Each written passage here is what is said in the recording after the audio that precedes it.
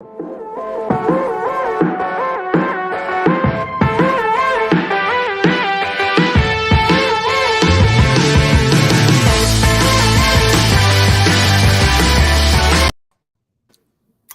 we are live. Man, I almost nailed that. Yeah, you're getting good, Jenny. What's up, everybody? Daniel Allison, the average dude, along with my cousin Jenny Winny, live from Chicago. Exactly. I am in the Windy City. The big city. Windy. Yeah, the big city, though. It's not Shelby. No. Not Shelby, North Carolina. I was never meant to live in Shelby. I'm just saying. You were never meant to live in Shelby. No, you weren't. You've got that turtleneck, the black turtleneck. Are you trying to do a little Steve Jobs look or what? Yeah, I am, because I got on my plaid, pants. Like my men's business shoes. You know what I'm saying? Oh, wow. Yeah. Okay.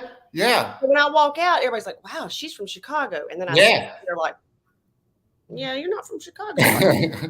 Now, what are you in Chicago for, Jenny? Well, first of all, I love it. Yeah, you love Chicago. I love Chicago, but now you've always loved Chicago. What do you like about Chicago? It's awesome. It's not quite as big and crazy as New York. Right. And it's just, I don't know. I mean, you know how you like walking around downtown Spartanburg? I do. I love Spartanburg. Okay. Yeah. Like this morning, you know what? It's like, well, the reason I'm up here is for the Harry Styles concert. Harry Styles concert. Okay. I'm taking some, I'm not taking anybody. I'm letting my teenager go. But nice. I was like, you know what? I just felt like a native. I just threw on a blazer, walked down, to the west and had some coffee and, nice. Yeah, it's cool. Yeah. Well, what did you think last week? So we're back in the studio. Let's do this for folks. So we've got Flat Earth Dave, the leader of the Flat Earth movement, joining us today. I've had a lot of interest. I've had a lot of people talking to me, wanting to join. So we've got some first-time listeners. Daniel. Yes. I'm with some, what do you call them? Teenagers. Gen Zs. They're not teenagers. No, they're not. Yeah, you're right. 21, whatever. And so I said something about Flat Earth Dave, and they were like, wait, what? Flat Earth? Yeah. And then they start spewing these facts out, and I'm like, simmer down. I was like, I'm talking to Flat Earth Dave. Yeah. For the insight on what you know. It's going to be fun. It's going to be interesting. I know nothing about it. We made a deal with Dave, and we decided not to do any research. We want to go in, make it authentic, and kind of play it like that. But before we get to that, Jenny, what did you think last week? Let's talk a little bit as people join here. There's Joe. Welcome, Joe. Oh, I got to get back to the comments here. Yeah. Joe's in Boston. Well, he's from Boston. Yeah, he lives in Boston. Hey, this is the best comment. We'll bring it up whenever Dave comes on. Yeah. Well, actually, I'll just tell you, Dave, can't wait to hear how the world is flat. Of course, it is flat where you stand until it curves. Yeah. He may not have heard that one before. I know. But last week, go ahead. We went live. Yeah, last week we were live on location. You weren't feeling well. You pushed yourself. You made it down. We got set up at the last minute. We did on location. What did you think of that experience? Oh, I think that if number one, you didn't make me come after just recovering from COVID. Yeah, I just asked. I didn't make you. I just simply asked. You were like, it's okay. Yeah. Did I pout? A little bit. Okay. I gave you a way to say, don't worry about it. And you were like, love you. So anyway, but I think that's exactly what we've got to do. Yeah. This is what we've learned too, but we keep learning. That's right. We tell whoever we're talking with, hey, starts at 11:30, but by God, that means we don't open the store at 11:30. Yeah. It was a tight, but every time we do something like this, we learn a little bit of something. Yep. The next time we go on location, more preparation. Yep. And Flat Earth Dave, I will have to say, he called me out. I need a better acoustics in my room here, in my apartment, in my studio, in my in-home studio. So I'm gonna do that. But I love that personal growth that comes from doing this sort of thing, and I do want to speak to that just a little bit. So yesterday I went up to Gardner-Webb University, and I did up in Shelby, right? So you went to Chicago, I went to Shelby. We just switched places there, but it was really cool. Went up there and talked about sales to some of the students. Yeah. And got to meet about 100 of them. So there was meeting new people. It's just a great social experiment. You got, 5 or 6 people that keep coming to your table. You're meeting new people. You're talking to them, introducing yourself. So it's great practice. But while I was up there, I also did a virtual Zoom meeting with a network group. Oh. And yeah, so it was, but like doing things like we did last week, kind of being under that pressure, it allowed me to be a little calmer. There was a lot going on around me, but I don't know. I said that to say this: doing this sort of thing, it really does lead to personal growth because we get uncomfortable virtually every week. Listen, it does, and honestly, like even being up here, I found myself like, even though I talk to everybody anyway, dude, you do. But I found myself going, okay, wait a second, thinking of more personal interest questions with people. You know what I'm saying? Yeah. Like yesterday, I mean, when we got here, it was hard. You know, I had a huge suitcase and these kids just have like a backpack. And I'm like, they're wanting to take the subway thing, and I'm going down these steps with a huge suitcase. And this man sees me and he was like, let me help you. And I said, okay. Yeah. Right. And I think he just felt pity for me. And then when I got there, I was like, it's like you're from the South. Thank you so much. Oh, yeah. Well, that was nice of him. Mm-hmm. The good. They're just like, I think my accent makes them want to be kind to me. I'm sure that's what it is. His accent, the accent did it for you, I'm sure. Yeah. So, yeah. Well, what else, Jenny? Anything else happening in your life that's exciting and new? No. Yeah. Well, I believe it's time to go ahead and bring on the star of this particular show. So we're going to introduce, drum roll please, Flat Earth Dave. Welcome to Jenny, Winny, and the Average Dude. Hey, thanks for having me. So much to talk about before I even come on. One, you're in South Carolina. You're right near Flattoberfest, October 21st, 22nd, and 23rd. We're having a convention in your backyard, and you have to come. Free picnic on Friday, and then the conference, the music festival, Saturday and Sunday. Where is it?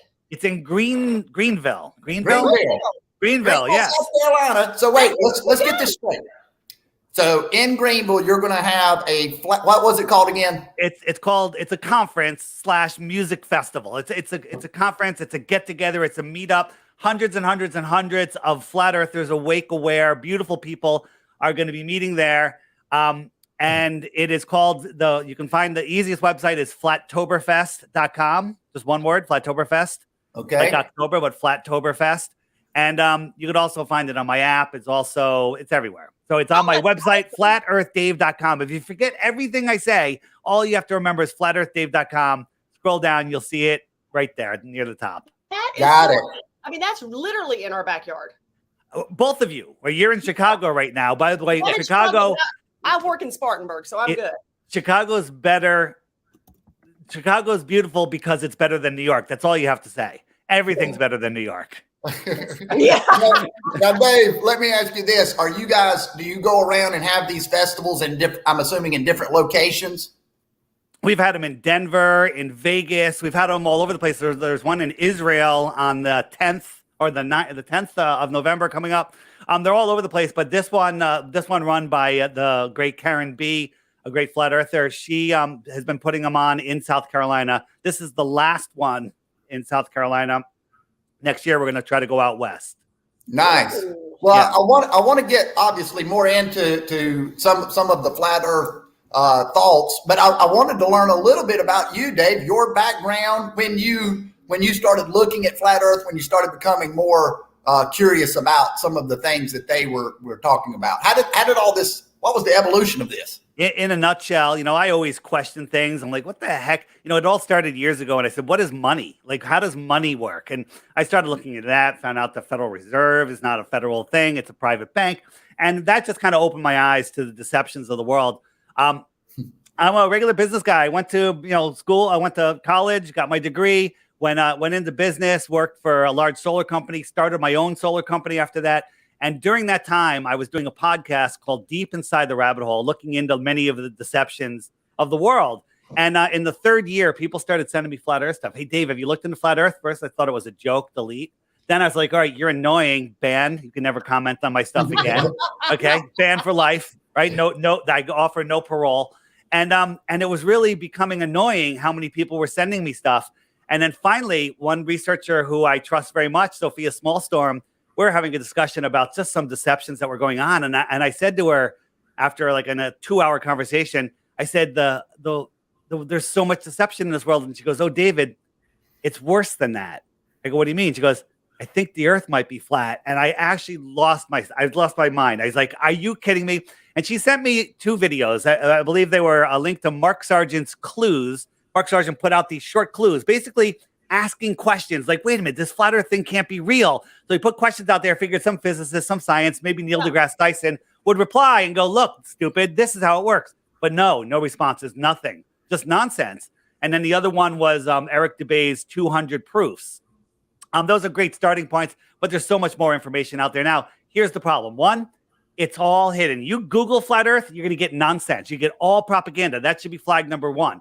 2, if you find a good video explaining a very good point that you really can't deny, it has a warning under it. Hey, flat earth has been debunked. It's an ancient, it's got a Wikipedia debunking tag underneath it, but they don't tell you how it's been debunked, right? When the truth is, every single test throughout time by every scientist has always proved the earth is not spinning and it's stationary. Okay. They all come up with the opposite with what they want. And once you start looking, once you start getting beyond the propaganda, beyond the programming, once you said earlier, you mentioned to some kids, Flat Earth Dave, and they freaked out. Never talk to a young teenager about flat earth, because I don't really mean that, because they're so indoctrinated that they'll spew, what about the sticks and shadows with Aristophanes? What about sunsets? What about time zones? What about boats over the horizon? And we know all of the questions, the things. And here's the thing. The thing that stops people from seeing flat earth is ego. That's it. There's nothing else.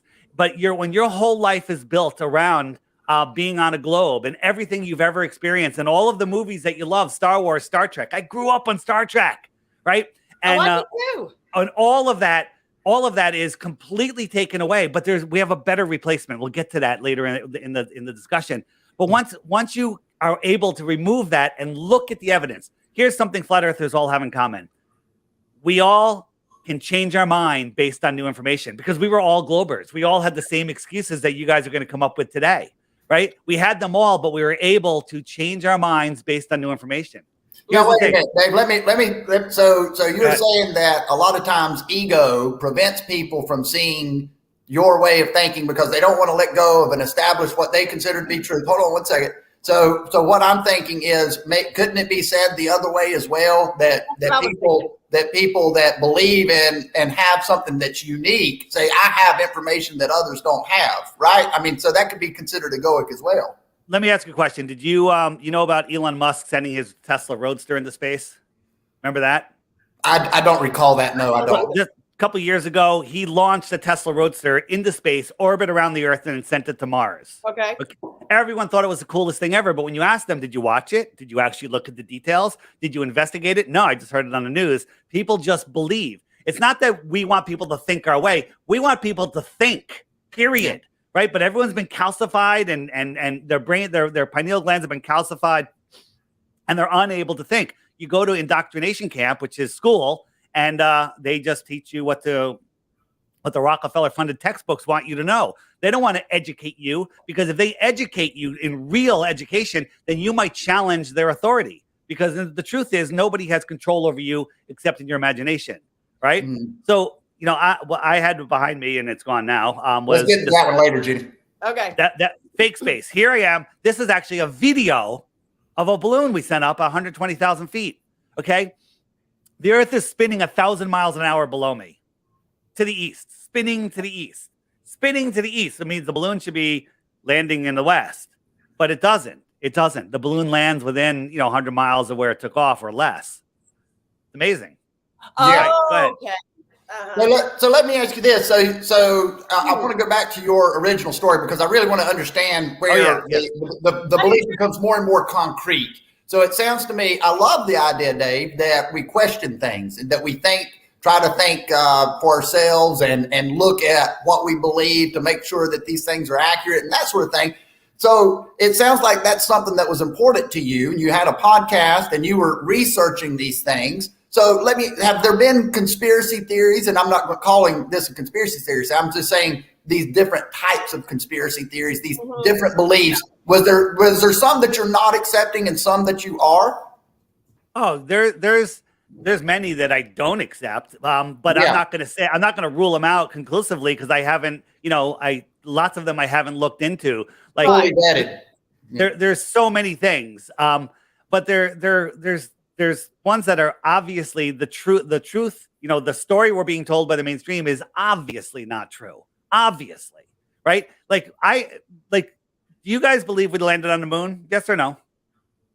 I do. I mean, it's not Right. something that I have investigated or That's vetted one of the fully. things that I would say that that's an accepted, yes, I do. Yeah. I'm not, So that's I've heard too many stories about that. Yeah. yeah. So all it takes is just a few. All it takes is just maybe an hour, maybe 10 minutes. It took me 10 minutes of actually looking at real information, and I'm going to show you where to find that real information. And here's another thing: don't believe anything I say. I'm just pointing to doors, and I'm saying, go look through those doors. I'm going to give you the tools that you need to go look. But here's the thing: you want to become rich? Invent something that makes people lazier. Okay. Right? Because that's what people love. Hey, you know what? I can get fast food so I don't have to cook. Guess what? I can use DoorDash so I don't even have to get off my couch to get my fast food. Okay. And look at DoorDash. Winner. Okay. They're killing it. So people just want to believe. Belief is the enemy of knowing. Belief is easy. I live in Connecticut. Where do I live? Where do I live? Well, you seem to live in Connecticut, but it's a belief. You have a belief that I live in Connecticut. It's based on no real information, right? Now you can do the research, look me up on Facebook, look me up on LinkedIn, find my connections, go, yeah, they're all in Connecticut. Okay, he lives in Connecticut. Now you know, but people just believe what they're told because a guy in a bow tie who lies told them. Right, but now we're going to get into some other things that I was going to say I have so many questions right now that I'm just like, all I did was sit here and write me a question mark because there you go. You forgot your sign, Jenny. I forgot my sign again, and it's disappointing. I'm just like, whoa. So let me ask you this: when we start, we'll call it debatable. I would think that a lot of people would say this is not a debatable topic, but let's just take anything. Let's take the O.J. Simpson trial, right? A lot of people think he was guilty. We can look at, and what some people will do is kind of piece apart all the evidence, and we'll look at one thing that's hard to explain. But when we look at the totality of evidence, isn't it overwhelming that OJ committed those crimes? I mean, in other words, if we get granular and we look at one particular thing, there are some things that are tough to explain, right? But when we look at the whole body of evidence, including some of these things that obviously folks are going to bring up with photographs and this sort of thing. And I understand what you're saying, Dave. We don't need to just accept because any other human tells us. We do that often. We don't necessarily do our own research. I know some people that are very curious about, hey, when things are happening, they know the physics, they know science, and they study these sorts of things. I don't. I do. Well, that's cool. I am that rabbit hole. As soon as you said rabbit hole, that's me. You say it, and I'm like, I'm not sure that's true. People hate it about me. I mean, I'm not even sure my husband likes it because he's like, okay, go ahead, Google it, start your research. And I'm not saying just Google, but I'm just saying. You love the debate. Judy, you love the debate. It's like this. It's just like Jonathan just said. We still don't, I was thinking this. Yeah, we still don't know you live in Connecticut until we drive there and see that you actually live there. You know what I'm saying? Until it's like on an official something, Facebook could be fake too. And here's the thing. I don't want the earth to be flat. I don't want it to be a globe. I don't want it to be anything. I want the truth. So I look at the evidence, and we're going to look at evidence. We're going to look at things, and then you're going to see that there's a preponderance of evidence, and you'll find out that there's zero evidence. Things are going to fall into three baskets today. Works on a globe Earth, works on a flat Earth, works on both a globe Earth and a flat Earth. Okay. What you're going to find out is nothing goes into that first basket. Zero. Now I love what two things here. Jonathan made a great point, and it's made me think we don't know until we go to Connecticut and shake your hand that that's true. So in order for us to have an open mind and look, we would need the other party to have an open mind as well. So what evidence would it take for Dave to change his mind? Yeah. So evidence for me would be proof of physical curvature, proof of axial rotation, proof of stars being at the distances they tell us. We're going to get into that and show you how they're impossible. There's the stories they tell us about space. Evidence of how you can have a vacuum of space next to a pressurized atmosphere, right? In the heliocentric model, you believe we live on a rock that's surrounded by water, which is surrounded by high pressure air, which is adjacent to a void. Okay. There's nowhere in nature and science, and I could give you some examples to show you how saying, well, gravity is holding it down and it just gets thinner and thinner and thinner until it gets to the top. That's nonsense. And we could do experiments that shows you that that's nonsense. But jumping a little bit ahead here. Yeah, A little bit. No, I wanted to set the stage here that we're just looking at evidence. So you're going to make some points. I'm going to make some points, and we're going to see, kind of. But I think open-mindedness. So in other words, if we fly Dave up in a SpaceX rocket and he looks down, is he going to say, "Well, you know what? I was wrong"? Would that be possible? Absolutely. But when I show you that SpaceX rockets are fake, then you really can't use that, because I could say, if I put you in a Bugs Bunny cartoon, could I prove to you that Roadrunner really wants to kill you? Okay? That Roadrunner was fast now, though. Yeah, but if I put you in the cartoon, would that prove that he wants you dead in reality?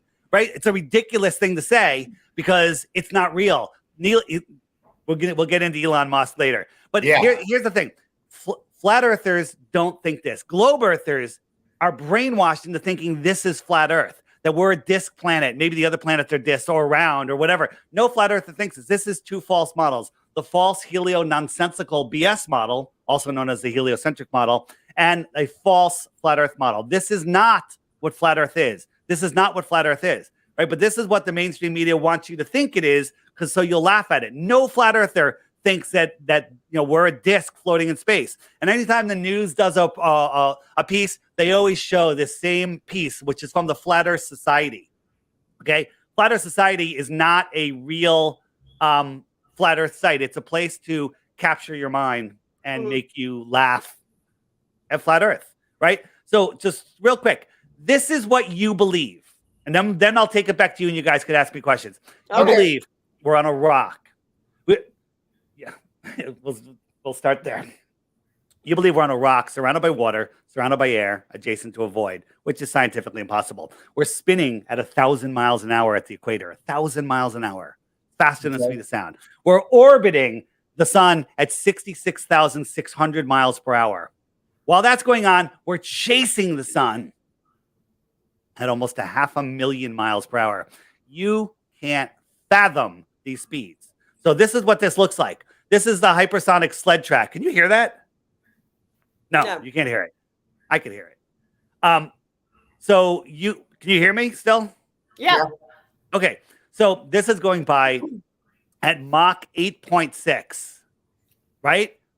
That's hard to fathom, right? But you can't even fathom what double that speed is. But you have to believe that the Earth is orbiting the sun 10 times faster than this. And we're chasing the sun 100 times faster than this in curved trajectories. Curved, not straight, right? People go, well, you're going a speed, and like on an airplane, I could drink a glass of water and go to the bathroom. Yeah, but what if that airplane didn't have an outer shell, was flying twice the speed, and was diving down at a mile a minute? Then let me know how your water and trip to the bathroom is doing. But when we go out into nature, we have this, right? We have calm lakes. What does your common sense, not your nonsense, tell you about these lakes? They're not moving. I tap my foot on the edge of that lake, it's going to send a ripple across. Imagine, so a little experiment you can do at home. Get a plate of water, a dinner plate, and fill it to the edge with water, and try to walk across the room. Put it on a little rolly thing and try to roll it across the room. Try to roll it in a curved trajectory. The water's all over the place. But we're going 10 times and 100 times in two different directions, curved trajectories, speeding up, slowing down. And we have lakes that do this, right? So you have to deny your God-given common sense to believe that, right? So how does that, what does that mean? So here's the thing. Antarctica is, they tell us, a continent at the bottom of the earth, right? But the funny thing about Antarctica is there's no real aerial photographs of it. They say satellites. I'm just going to say aerial, balloon shots, a high airplane. It's all cartoons. Okay. So how is the Earth set up then? Well, they tell us Antarctica is the highest land on Earth. All right. So here we live in a giant pond, and the edge of that pond is Antarctica. Okay.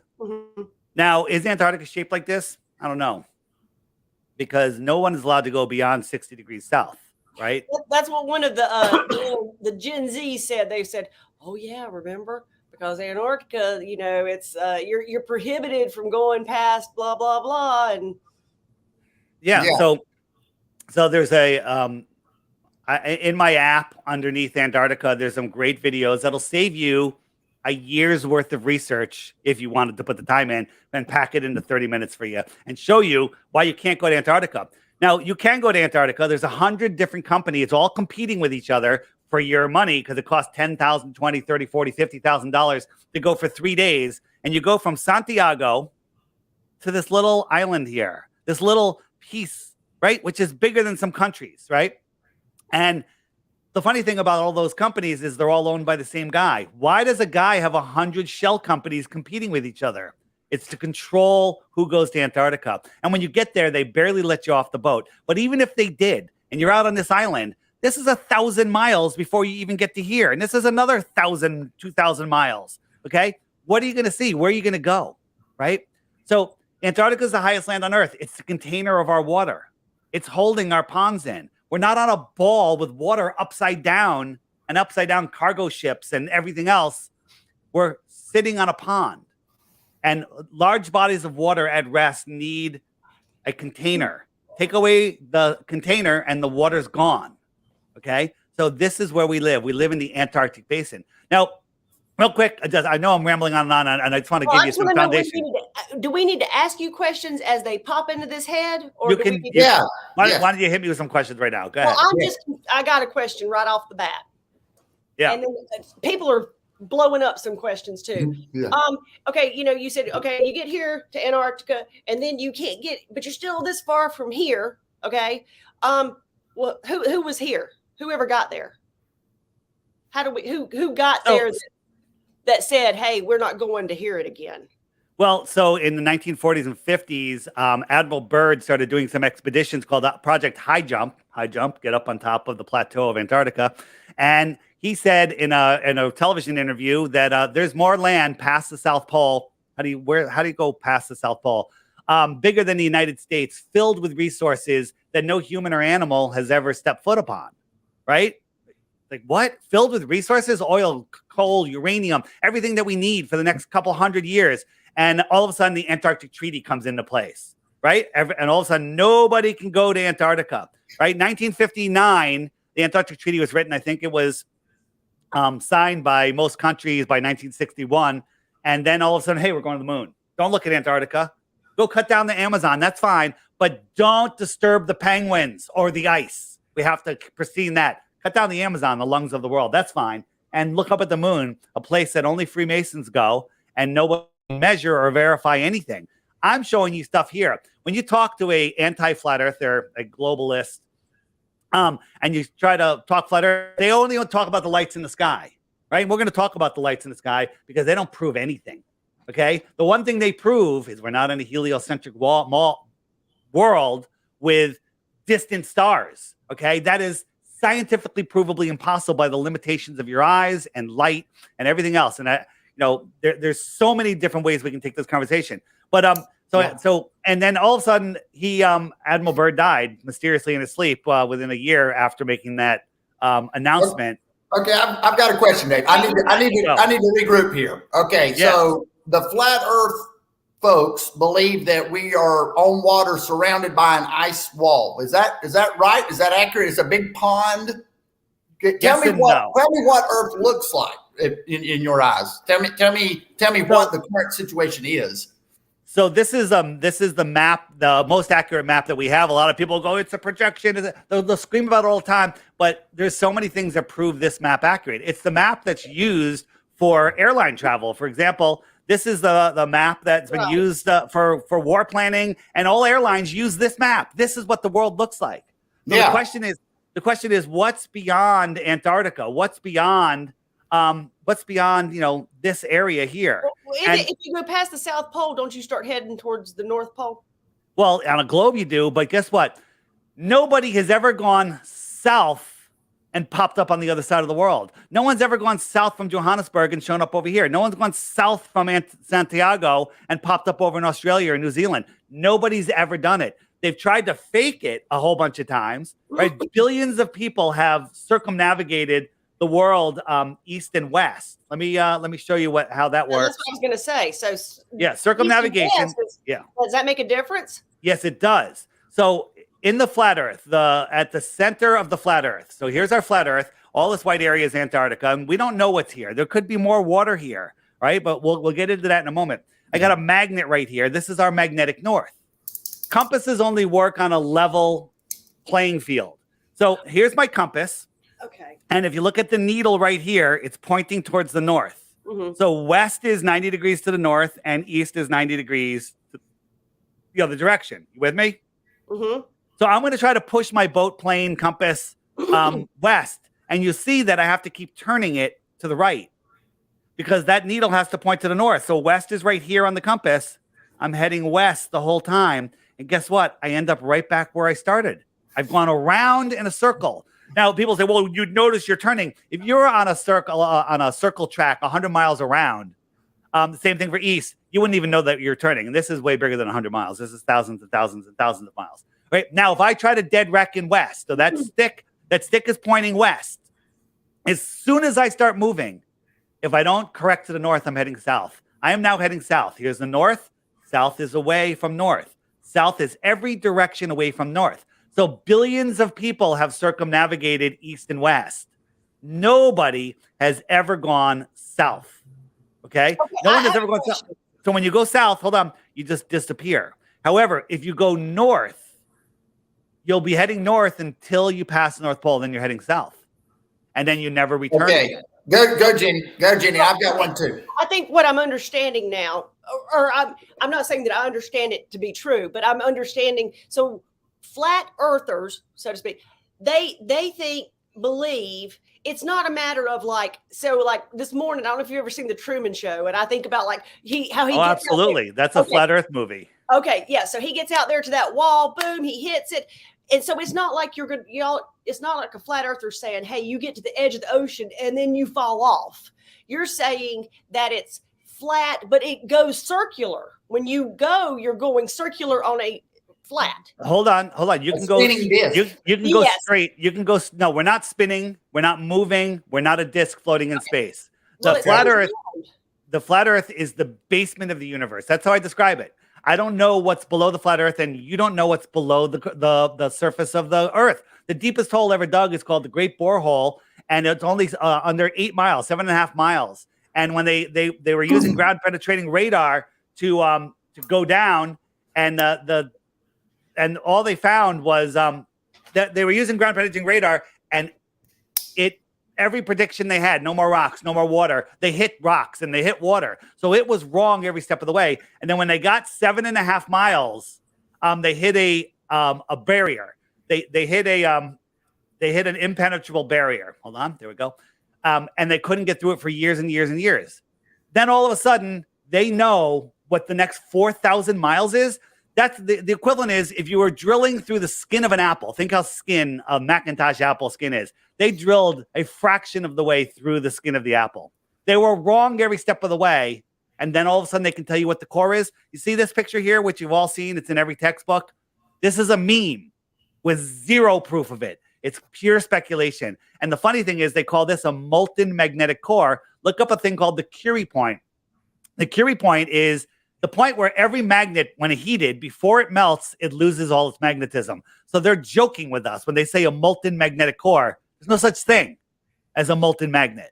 Okay? This is a meme based on zero scientific information. So I want to talk about I want to zoom out. Again, this is why I brought this up in the beginning. When we start going into specific things, let's talk about the photos that we have from space. Do you feel like NASA and all of the scientists and everyone that has put so much information, you believe that they are essentially trying to fool humans? Is this right?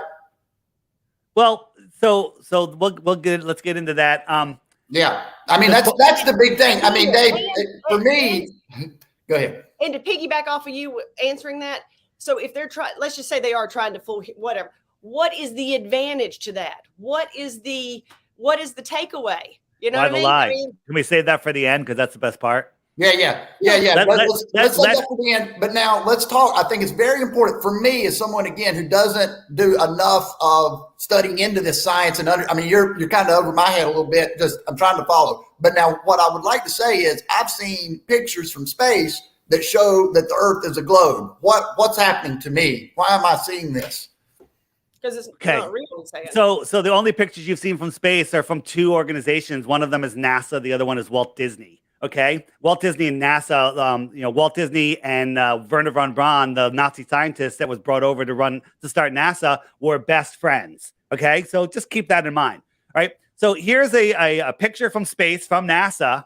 Right, and we have this little I forget what the name of this area is, and then they show us this picture from of the Earth.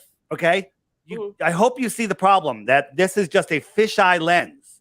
Okay, a fisheye lens. So here's a picture from 2012 there's only very few pictures they say are from Earth. And by the way, NASA admits they have no photographs of Earth. They have images and pictures, and they're all manipulated. Okay, so here's one. And this is the amount of land that we see. I've kind of circled it out here. So this is half the globe. But some people say, well, there's more on the side. You're not seeing it. You have to believe that the rest of this land is on the other side of that globe, on the sides and the back. I mean, common sense will tell you that is just a complete impossibility. But what is past there? What's past where? Well, so if I understand the circle you had, so the whole outer is Antarctica, right? Right. Okay. So what is past here? What's beyond? What's in the outer area? I mean, beyond Antarctica. If I got to the end of Antarctica, I'm going to float off into space? No, we're not in space. We don't even believe that space is a thing. Where are we? So hang on. Anything beyond the shoreline of Antarctica or above as high as you and I can get is speculation. But I love to speculate. There's tons of information, ancient cultures, lots of stuff. And then you kind of make up your own mind. But here's a map that was found in Hawaii in a Buddhist temple, I think. It's a Japanese map from 10 centuries ago. Here we are, okay? And here are like 30 or 40 other continents outside beyond where we are. Okay, so our sun circles around in here. I'll show you that in a moment. But let's say we're going from Santiago to Antarctica, and we go right here to this island. Right, this island is twice the size of the United States. Okay, so this continent. Right, so if you pulled up to the middle of this island, you're told that it's Antarctica. Okay, you're not going to cross over here. There's thousands and thousands of miles. Right, so when people say, "Is there an ice wall that goes all the way around us?" So people say, hey, let's fly from New Zealand south and see if there's an ice wall. Well, I don't know if there's an ice wall right there, right? Maybe the ice wall is out here. Maybe the end of our world is out here. So let's just look at another option. But where? How do you? On the flip side, you're saying, well, we were told that, we were given that but somebody had to actually prove it, because it's still, to me, on the flip side, is speculation. You're saying, well, this map from 18 blah blah blah. I'm with you. So that makes no sense that we would trust that over trusting modern. Right. All of the totality is great. I mean, there's some people that, again, if we look yeah, but I see that you're saying, well, you haven't proven it because they haven't actually seen it. But then the same absolutely. thing It's saying that you don't see something doesn't prove that it doesn't exist. It means that you don't see it. I'm with you. We're just going to go over and then we're going to just keep piling on suspicion. Okay. So here's Antarctica, and they say it's 10 to 13,000 miles around. Okay. So let's circumnavigate it in a boat. Last person to try that was Captain Cook. It took him 3.5 years, and he went over 67,000 miles. Well, the equator is only 25,000 miles around. How the hell is he going 67,000 miles an hour? I mean, miles an hour. Miles. And why? And it's because he's out here making a bigger circle, right? If Antarctica was the size that they say, there would be cruises around it all the time. There would be all sorts of stuff, but nobody's ever done it. Okay. Dave, let's talk about Elon Musk and some of the folks that are now going into orbit. They're looking down. Didn't William Shatner go up here recently? He came down. He looked a little discombobulated. He's been into orbit. He's looked down on a sphere. I'm assuming he would have told us had he seen that things were different than what we've all been told.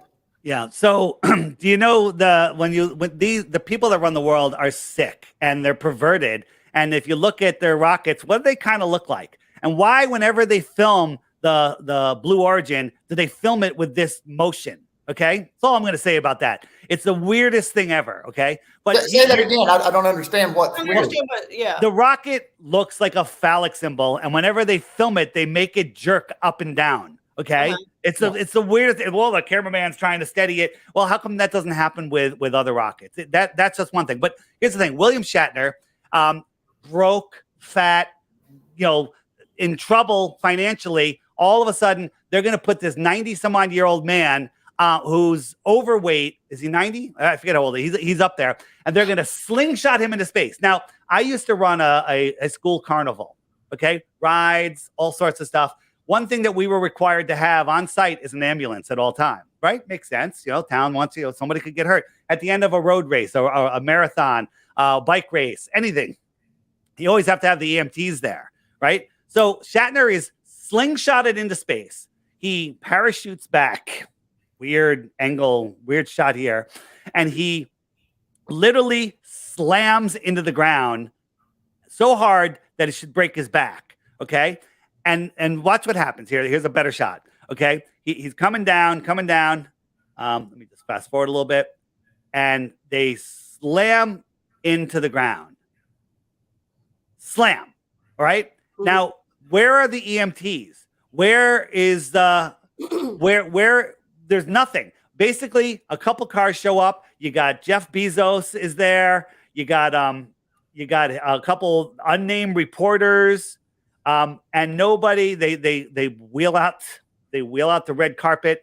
Nothing. He comes out, they give each other high fives, right? That doesn't make any sense. Use your common sense. What doesn't make sense, in all fairness, in all honesty, what doesn't make any sense is that all this money and resources and all of that goes into this would be an illusion of some sort. I wasn't there. I didn't see it come down, but I don't see the benefit in trying to pull the wool over our eyes. Why not go with the totality of the evidence? Or is the moon just like we look up at it and so it's not round? I mean, I'm just confused on. So hold on. Well, hold on. We'll get to. You're going to get more confused. All right. Well, so just hang on.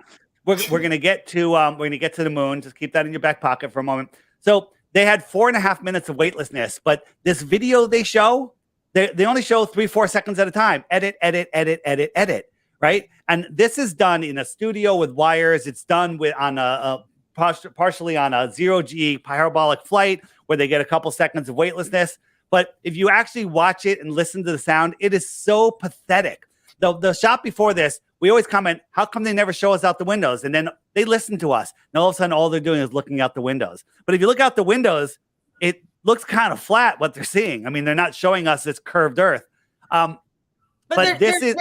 everybody's in on it. Everybody. No, well, not everybody. The people that work at NASA, I'd say 90-some-odd% of them, high 90s, have no idea. It's all compartmentalized. These people in here, I'm calling them out. These are liars. Okay. Period. And they may have a good reason behind it. Listen, we have to do this, world peace, whatever. Country conflicts, national pride, whatever excuse they brainwash these people in. But this is not real. Okay, let me ask you this. I'm going to the beach here soon, right? Myrtle Beach. A boat is leaving out over the horizon, right? Yeah. And it's slowly, right? I mean, doesn't you see less and less of the top of the boat, the sail, as it goes over the horizon? It's obviously moving away from me. And you can't just go this way. It's going. Hold on. This is deep brainwashing. And by the way, I'm not insulting you. I had the exact same. Oh yeah, no, I don't feel insulted. I mean, I think that some folks get a little agitated. Listen, we're having a conversation. And I want to hear, but Daniel, before we continue, I just have to know one thing though, Dave, so I can wrap my brain around part of it is do flat earthers believe in like a God? Do they have a spirituality? Do they believe that, I mean, that this earth was created, that kind of thing? So a lot of people say, flat Earth is a religious thing. And no, I it's don't not. think it's religious. No. I know your question. I'm just kind of preempting what people say, because I was a full-on atheist, I guess, because I didn't believe in any God or anything. But what flat Earth does is it shows you that the Earth is intelligently designed. Where you take it from there, that's your own journey. Okay, and we're gonna get into that. But here's the thing, not Bill Nye. We were shown in school a two-masted or three-masted ship on a really rough day going away, and it'll get lower and lower. And look, that's what they brainwashed us with. But if you actually go back to that specific video, you'll watch each time that the ship gets lower, they lower the camera. They lower it each time. They lower the camera, and it's rough and it's wavy. Okay, so let's talk about when you're watching it. I'm gonna. This is what got me when I was first trying to debunk flat Earth and prove the globe. I saw all of these pictures of boats going over the horizon and then them coming back into view with telephoto lenses. And so I spent $1,000, got a Nikon P900, a good tripod, went down to the beach, and I'm zooming in on things that should be behind the curve. And we'll get into what that curve should be. Okay. But the way our eyes work is, if you think about it, you had a day with cumulus clouds sitting up there and they're spread out. They're 5,000-10,000 feet over your head, but the ones 20, 30 miles away, they're literally touching the water. But that's just due to perspective. That's how our eyes work, right?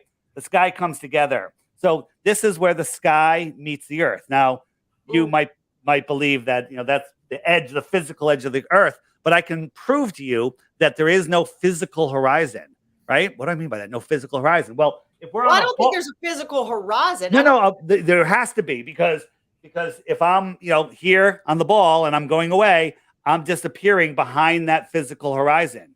That's a physical horizon. This right here is a physical horizon. So if I zoom in, it doesn't bring it back, right? Only if I come back up. That is true. If we lived on a ball, yes, you would disappear from the bottom up. But let's look at some evidence. So here we are. We're zoomed in. The sky and the land come together, okay? And our eyes can't see anything past there. But if I zoomed in, what am I going to do? If I zoom in, the space in between the land and the sky is going to get bigger, and I could see what's there. So let's just turn this on. You know why? Wait a minute. Go ahead. Because let's just say, okay, with your zoom lens, all of a sudden you're just a little bit closer to that boat. Does that make sense? I don't think that it just disappears off. It's like the earth is moving. I'm not saying that it's moving at the same pace or anything, but that just doesn't. It's almost like, oh, well, I zoomed in closer, so now I zoomed it up a little. Yeah, of course. If I'm looking off at that man down the street and then I start zooming in, all of a sudden it becomes a different. Hold on. You're talking about two different things. You're talking about perspective. Someone goes away, it gets smaller and smaller and smaller, and then you can zoom them in and make them bigger. But if someone goes behind a curve, for example, if I walk down this hallway around that curve, okay, I'm gone. So let's turn this hallway into the horizon. So I turn it sideways. So if I walk down that hallway, I'm behind there. If you zoomed in, you can't see me. Why? Yeah. You can't see me. No matter if you had the Hubble telescope, which is fake, and you zoomed in, you couldn't see because you have a physical horizon right here blocking anything that's below that. What if that was barely moving? What's moving? What do you see what I'm saying, Daniel? Or does that make no? I'm a little lost right now. Hold on. Okay, if I roll at a bowling ball and I shot it down here and it went down, and as soon as it's going over here, it's going downhill and it disappears. And then I stop. Bowling ball stop, freeze. It froze and it's 5 feet below this curve. Standing right here, could I zoom in and bring that bowling ball back in? No, because it's behind a physical curve. A globe Earth requires a physical curve at a specific distance based on the size of the globe. And we have all those numbers. We'll get into that. I'm trying to keep it as simple as possible. Let's get back to the boat on the horizon. Okay. So here we go. And we don't see a boat out here, right? So we have the horizon here. But as I'm zooming in, I'm increasing this angular size. And as I increase this angular size, all of a sudden you can see there is a boat there, right? But my eyes couldn't see it before. because it's out of the viewing scope of my eyes. Now watch, this boat's going to disappear from the bottom up as I zoom out. Watch, it's going to zoom out. Now these little waves in the foreground here are going to block the boat like my finger is. And the boat disappears from the bottom up. It's gone. A glober would say that's over the curve. And we just proved to you it's not behind a physical curve. It's behind an optical horizon. Can my finger hide my whole face? Well, no. My finger was a wave. No. But if that wave was much closer to you, sure it can.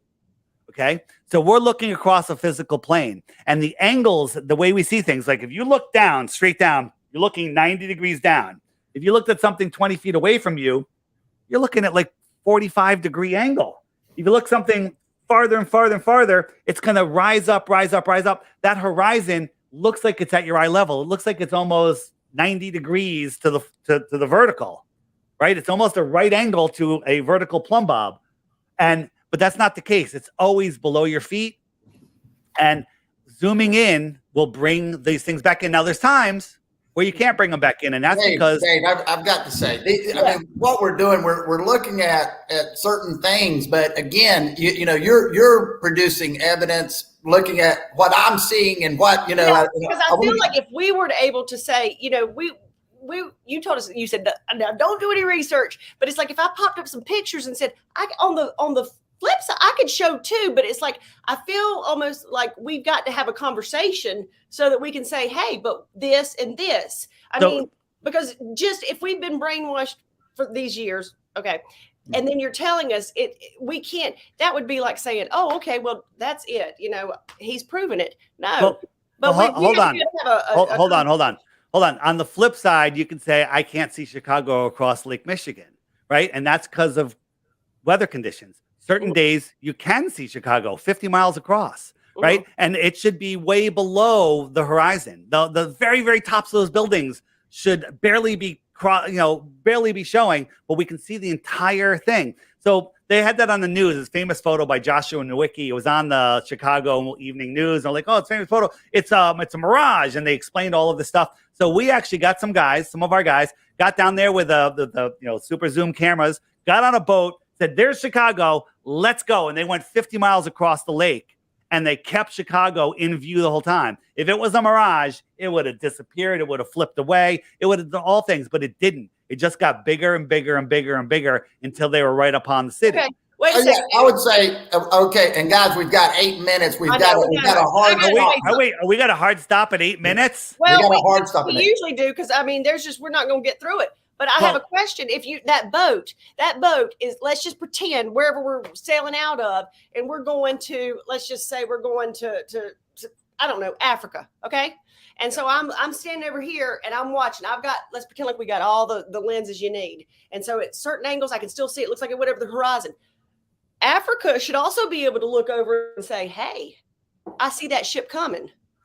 Yeah. Well, you can zoom in, but you can't see forever. You know, you can only see a certain distance. So you can't see from space. No, there is no space. There is no space. Okay. So here, let me show you. This is the famous viewing spot in Illusion, France. Out here is Mount Canigou, 175 miles away. You can't see it, right? You can't see the light that's bouncing off of it, because the light that's bouncing off of it isn't strong enough to push through 175 miles of atmosphere. However, twice a year, when the sun is migrating and it lines up in between those two viewing spots, I'll fast forward a little bit here. It goes and it backlights it, and all of a sudden you can see the whole mountain. The very top of this mountain should be a half a mile below the curve. It's not. It's right there. But you can't see it unless the sun is backlighting it, because the sun can push 175 miles through, right? There are so many more things that we need to cover. But here's the thing. Let me give my Bitcoin challenge. Okay. I have, right. And this is the first time I've been on LinkedIn, and I'm wondering if my dedicated trolls are afraid to come over here. but they follow me everywhere. They say I'm hey, scamming you. They're not, Dave. They're not. They're out here. Trust me. They're They're out there. Hey, they're saying that me and Daniel are at least being, I mean, we're being open minded. I just feel like this needs to be not like an argument or anything, but it needs to be a give and take, because otherwise it's just like almost like saying, hey, you know what, we're going to bring it on this professor. Yeah, prove to you Dave, there's a little bit of you that likes to feel like the crazy guy or the unique guy, or to have something special. Isn't this true? I mean, no, I think absolutely not true at all. So you totally wholeheartedly believe nobody wakes up and says, I want to be a flat earther and alienate all my friends. I don't. I Well, want to be a flat no, I earther think and get ridiculed. I think it goes back to what you were saying earlier. To have a different belief sometimes is the same thing as holding on to something that differentiates us. I don't like beliefs. I like knowings, right? And I've looked into this. We know flat earthers, for a fact, know far more about the globe model than globe believers, because if you knew half of what we knew about the globe, you would know that the globe is complete and total nonsense. Well, like most flat earthers are very like scientific. They've done all this. Not most. Some of them are very philosophical. Some of them come from the Bible side. They're all over the place. But you don't need the Bible. You don't need the Bible. You have science, right? There is no curvature. We can see too far, right? There's so much stuff. They're hiding this information from us. Here's my challenge before we run out of time. And if we have a little time, I'd like to show you how rockets are fake and everything else. I would like to hear the why behind the illusion. Yeah. What would be in it? Does it make a difference if it's flat, if it's round, or if it's just an arguing point? So it's got to be something like the energy crisis or something. I mean, hold on. Yeah, well, it gets into all of that. They're hiding technology from us. They're hiding free energy technology. We shouldn't have to pay for gas or heat or electricity or anything. All of that is supplied to us free by the creator. It's all here. All those technologies have been stolen from us, from Tesla down to the guy that created the water car, right? All of this stuff. Imagine if you didn't have to pay for any of your energy costs. Your car runs forever. Your house, you can heat it to a sauna in the winter and make it icicles hang from the ceiling in the summer if you want. And it doesn't cost you any extra. Okay. Imagine how much that would free up your life. Imagine if there's more land. Okay. Imagine if there's, places that you can go during times of tyranny. Maybe you want to go somewhere else, right? Maybe the world is set up like this. This is just, again, anything beyond Antarctica is speculation. But we didn't even get into the flight routes, which prove the Earth is not a globe. But I can't find the picture right now. So here's the thing. Here's my challenge, and then let me show you a flight route real quick, and maybe that'll help you. This is my app. It's called the Flat Earth. I'm gonna be honest with you, Dave. Flat Earth Sun, Moon, and Zodiac Clock app. It's $3. But by the way, you do not even need to get the app. Go to my website. There's all the free information is there. There's enough to make you become a flat earther. Take the Flat Earth. It's called the Flat Earth Crash Course, right? Just take it and then make up your mind yourself. But the app connects people. It shows you. It has frequently asked questions, like all the questions you're going to ask. They're all here. Like ships over the horizon. I got to just say one thing though. The thing is that it's like, let me say this. If I were to sit here and say, now Dave, I want you to listen to this. I want you all to listen to this. I'm going to show you every reason, and then you're going to say that was made up. That was made up. That's a meme. No. Wait. That's a meme. You don't know that. You can't prove that. You didn't see that. Yeah. Same thing with the flat earthers. They're saying, well, we didn't see that for real. Yeah. So again, we don't. Hold on. No. You're absolutely incorrect. We don't need to go beyond where we can go to prove the Earth is flat. We can measure it here. Okay. We don't need to look up at the stars, which are at impossible distances. But wait a minute. You mentioned Neil, whatever. You've got all these scientists, all these people that are very well educated that they're the liars, but you're telling me you've got evidence. So it's a little tough.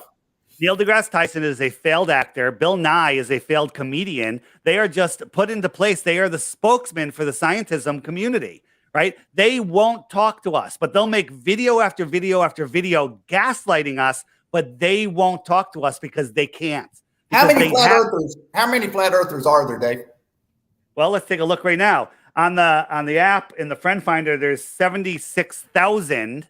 And if we, that's just the people that have my app, and that's probably a very, very small percentage. So here we are. Here's the United States. Let's just zoom in. They're everywhere. Okay, these are people. These are all flat earthers, right? But how many, like, would you say? Well, on my app, which I say covers less than 1% of the flat Earth world, is 76,000. Right? A couple years ago in Brazil, they did a survey of people questioning the globe, and there was over 10 million or 11 million people that are questioning the globe in Brazil, just Brazil. Right? There are so many, and here's the thing: when you go into flat Earth, you never leave, right? Not a cult. You know what? You got to say, I mean, everything now has to be speculated because you say there were 10 million in Brazil. How do we know there were 10 million in Brazil? Absolutely. And what I'm saying is go verify all of this stuff yourself. What the app does is it shows you the stuff that's being hidden. Why are you laughing? Garth, he just said Jenny is in the 4th stage of grief. I mean, I'm not laughing because I'm trying to fight. I just thought, wow. But no, here's the thing. Here's the thing. The frequently asked questions page alone will answer you like, hey, what about Coriolis effect? What about seasons? And why the lie? Why the lie? Again, in my flat Earth crash course, there's videos about why the lie, and right here videos that YouTube will hide from you. And if you watch these, then you'll understand. But in short, they're hiding more land. They're hiding your true power. They're hiding who you really are. They're hiding resources. They're hiding technology that they don't want you to have. They're shortening our lives. The people that run the world, the people, the Bilderbergs. They pass it on and they just take an oath that they're never going to reveal it to their buddy, or they're going to get drunk and spill the beans. Well, do you think that governments are out for our good? Do you think that the governments are out for our well-being? They're all. This is all one big plan. If you look at the Great Reset, we are in the middle of the Great Reset, and people are blind to it. They have no idea what's going on. How does believing that the Earth is flat save you from this great conspiracy where everyone that has any power or control? How does me thinking, oh yeah, the Earth's flat, other than an egoic kind of I'm different, I have something figured out that others don't? Have a revolution, and we're going to. It's definitely not an. It's definitely not an egoic thing. What it is you unplug from the fear matrix. Once you understand the Earth is flat, you'll understand that nuclear bombs don't exist. What? Nuclear bombs don't exist? What about Hiroshima and Nagasaki? Go to Crow 777 Radio, watch episode 045 or 400, and then you'll know that nuclear bombs don't exist. We're running out of fuel. Nonsense. There's free energy everywhere. We're running out of food. That's ridiculous. You can stick a seed that's 100 years old in the ground. Water will fall from the sky and food will grow out of the ground. But everybody would rather grow green grass and put poison on the grass and make themselves sick. Everyone can grow enough food for everyone in their neighborhood in their own yard. Okay? Then you would understand that governments are here to control us. Money is fake. They use it. We need money, right? Because we're in this money system. But until we get what? No, I've said right. We do. Right, okay. We do. But until they're doing good things. Not true. So you can actually use privacy cryptocurrencies and never touch American dollars. Have some kind of currency, yes. Right. So here's the thing: get off their playing field, which is the heliocentric prison for your mind, because it limits you and it has you spinning out of control, lost in space. Get off of their playing field and get off of their fiat fake money, right? Mm-hmm. And once we do that, and that's how does Flat Earth work into this? Every single blue dot I just showed you, they're all awake and aware. They've unplugged from the fear matrix. They no longer listen. And then you could find out many, many other things. Like nobody has control over you or rights over your labor. Okay. Once you start finding all of this information, you hit the homeschooling button on here, follow some of the stuff in there, and then you'll find out all our history is a lie, how to navigate through this world and prosper and not participate and not give away your entire life. They have us working 9 to 5. Then we go home. I can have some beers. I can watch some sports. I can watch a movie, Game of Thrones, and then back to work, right? And then when I retire and I'm too old and tired and sick and taking too many medications from the Rockefeller-funded nonsense, medicine system, maybe you'll have time to enjoy yourself. I'm enjoying my life now. everything changed for me. You know, when I first heard this, I'm like, what difference does it make? I still have to go to work. Guess what? I left my own very successful company. Check it out on LinkedIn. Okay. Yeah. And I walked away from it all, and I get to talk to people like you. I get to help unplug people from the matrix. And again, my app is $3. You don't need to buy it. Just go to my website, check out the stuff there for free. Take the time to educate yourself, and then call me stupid. No one will call me stupid after you do that. Okay. Hey, guys, enjoyed this. Jenny, go ahead. We got to cut it. On your app, you need to have it say, do you want to take the blue pill or the red pill? Oh, it's in there. It's in there. That's go hit the why the lie button. It's right in there. Okay. Hey, all right, Dave, enjoyed it. Interesting conversation. Thanks for all the comments. Thanks for all the engagement. Yeah. And we'll see you next week, folks. Have a good one. Thanks. Let's roll.